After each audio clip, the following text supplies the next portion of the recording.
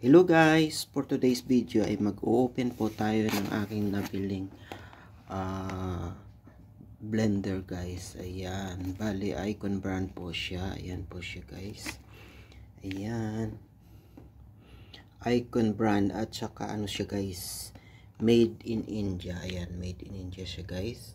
Ayan. Bali 2 years warranty at saka 550 watts siya guys. Siguro malakas siya kasi 550 watts, ayan, high performance motor. So ayan lang guys, ayan, bali nabili lang po natin ito ng 199 guys at dating 260. So ayan guys, buksan na po natin. Ayan, taran!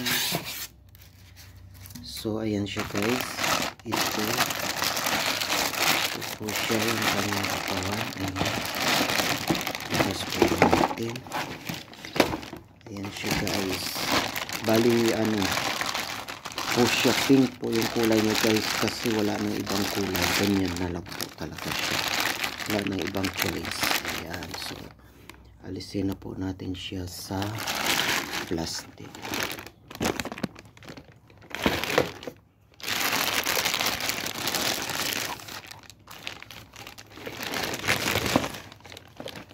Ayan siya guys, ayan, at ito po yung kanyang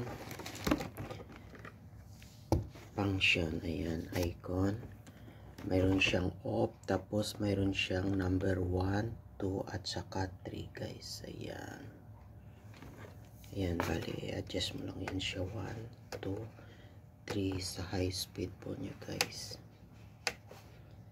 So ayan, bali ayan yung kanyang katawan. Ito naman po yung kanyang instruction card. Ayan guys, instruction card po niya yan. At saka nandito naman po yung kanyang mga parts. Ayan, mayroon po siyang, ayan, takip po ito ng spicy na jar. Ayan, sa spicy jar. Ito naman po yung takip ng malaki niyang jar. Ayan guys, tcharan! At ito naman po yung kanyang spicy jar. Ayan, maganda po siya guys kasi stainless siya, stainless po siya. Ayan,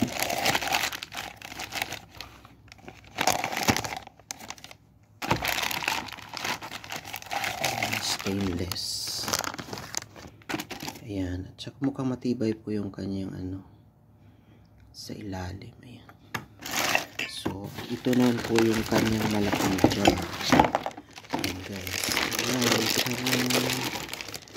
So ito po ang kagandahan kasi hindi siya glass guys, stainless siya. Ayan, maganda.